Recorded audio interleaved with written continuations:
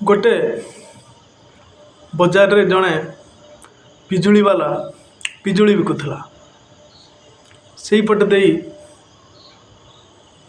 गोटे पैसा वाला मैडम जड़े जाऊले मौसा जनक पिजुली किलो 40 टंका बिकुले से भल भल पिजुली बिकुले ताजा ताजा पिजुली से मैडम जनक स्कूटी नहीं जाऊले ओह्लई पड़ी पचारे मौसा पिजुली किलो केते टंका सेठू कौन है आसतु जानिबा। समस्त मोर नमस्कार। मु विभीषण आउ गोटे सुंदर कहानी नहीं आपण मान सम्मुख रे आसतु जानिबा। गोटे पिजुली वालार कहानी। गोटे गाँव रे गोटे गरीब लोक रोला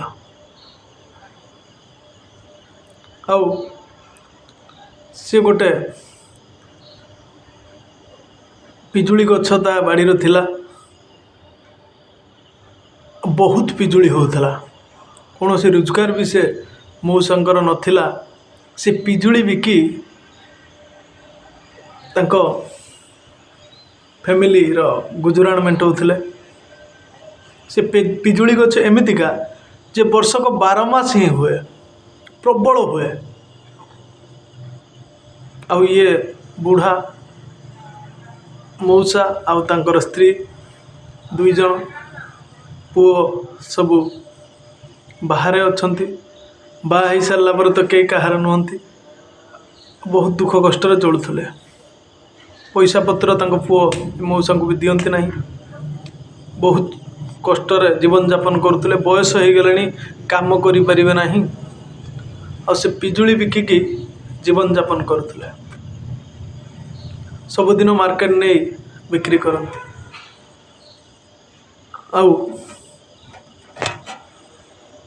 पिजुली बिकी 2 जन जाक चली जाती खुशी रे। मैडम जनक आसिले पचारे मौसा पिजुली किलो केते टंका। मौसा जनक तांका रेट कहले 40 टंका किलो। 2 किलो को 60 टंका नौना। से पैसा वाला मैडम जनक कहते 2 किलो को 60 टंका नौना। से दिन से मौसांकर जमारू बेपार हो नथिला। गोटे भी पिजुली बिकी नथिले। बहुत कष्ट मन कष्ट बसी थे। से मैडम जिते आसी कहले 2 किलो को 60 टंका नौन। ये किंतु 40 टंका केजी बिकुले। बिकबे बोली भाभी सबुदिन भी बिकती 5-3 किलो आनी बिकती। सेठू मौसा जनक कहले आपण जा दौरान दिंतु। मु पिजुली बिकिले चाउल किणिक नेबी भात खाइबापी पेट पोषापी। मु पैसा वाला हाँपाई पिजुली बिकुनी। मु बैंक रे नहीं रखा पिजुली बिकुनी। मु 2टा खाइबापी पिजुली बिकुची। मु आ मोर स्त्री बुढ़ी हेले आमे बुढ़ा बुढ़ी पिजुली बिकी बंचुछु। सेठू से मैडम 2 किलो पिजुली नेले 60 टंका दे। 60 टंका ये 2 किलो को 80 टंका बिकी था। मौसा जनक किलो 40 टंका बिकुला बेले ये मैडम जनक 30 टंका केजी रे नेले। मौसा खुशी है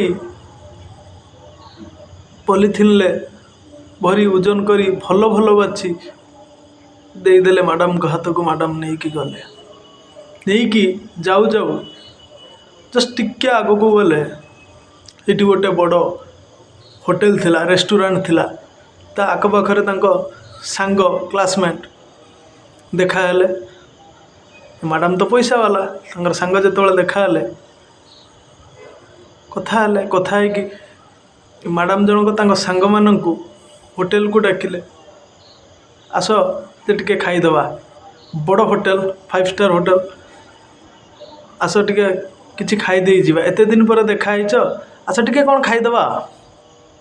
खाईदे कि कथा हवा खाऊ खाऊ भी कथा हवा एमती बड़ बड़ियांकर अच्छी करती बड़ बड़ होटेल कथा हवाई बसंती खाइबापी भी बसंती खाऊ खाऊ भी कथा हुंती ठीक से ही आसिले गले से परिका गले खाइले खाऊ खाऊ 4-5 जन सांग ना खाऊंट 5 स्टार होटेल 14,000 टंका तांकर खाइबा बिल आसीगला 5 जनकर बड़ होटेलटे ना 14,000 टंका बिल मैडमकर आसिला खाइबा सब परसी देले जहाँ जहाँ कहले समस्त खाद्य मगई खाइले खाई सारी खाइले केमिति ना जेतिकी आसीथिला ऑर्डर आसीथिला तादेरु अल्प अल्प खाई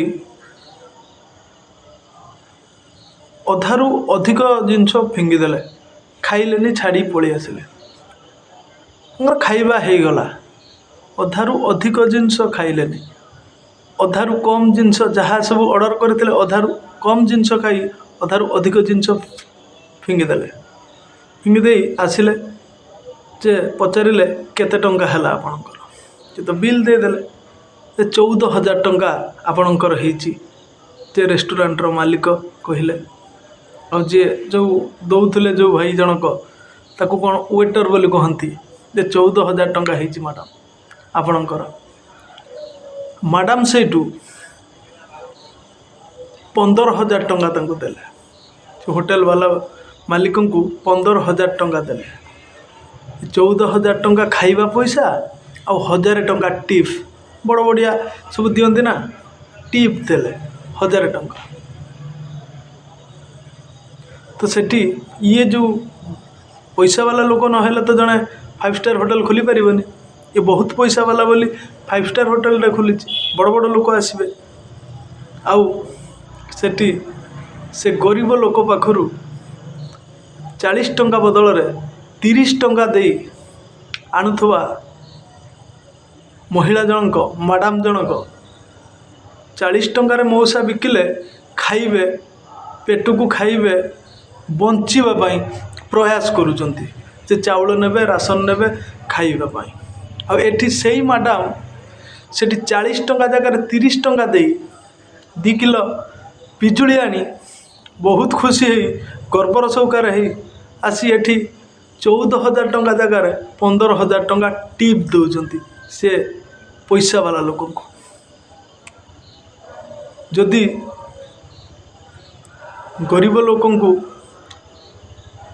ठीक लोक ठीक दाम दि जाता मत लगुच संपूर्ण रूपे भल होता समस्त को साहाय्य मिलता गरीब लोक माने दुखी रखी जे जो माने भी अच्छा जे कौन सी मते बेपार करी बंचवाक भी चाहते तो आमे जिनस किणला बेले या मनरे भावी किनिबा जे जो माने चलिबा पई बेपार करूचंती सेही मानक पाखरु किनिबा जो माने वास्तव रे पेट पोषिबे एठू नहीं कि पैसा रोजगार करी आज नेले आज खाइबे से पाखर जिनस किणवा निहाती आवश्यक आ जो मैंने बड़ बड़ दुकान खोली बसी से मैंने एठू नहीं खाइबे एठू नहीं बैंक रे रखे पैसा वाला बनबे पैसा को पैसा लड़े पैसा वाला बनबे बड़ बड़ कार चढ़े पाखर कहीं किणुंट किणवाई मना भी मुझे करूनी तो गरीब लोकों पाखे पैसार पावर देखे आमे बड़ लोक बोली कही मार्जिन करी आनी गरीब लोक को ठकिबा को चेष्टा करुचंती आ एठी पैसा वाला को पैसा उपरे भी पैसा दौरान टिप दौरान मु कहूची बोली आपण भूल बुझिबेनी एटा वास्तव होउची एटा वास्तव सत कथा भूल त्रुटि जदि थाए निज सान भाई बोली भाभी क्षमा करेंगे समस्त को धन्यवाद समस्त को नमस्कार रहुची जय श्री राम पुणी देखा आउ गोटे सुंदर कहानी जय जय श्री राम।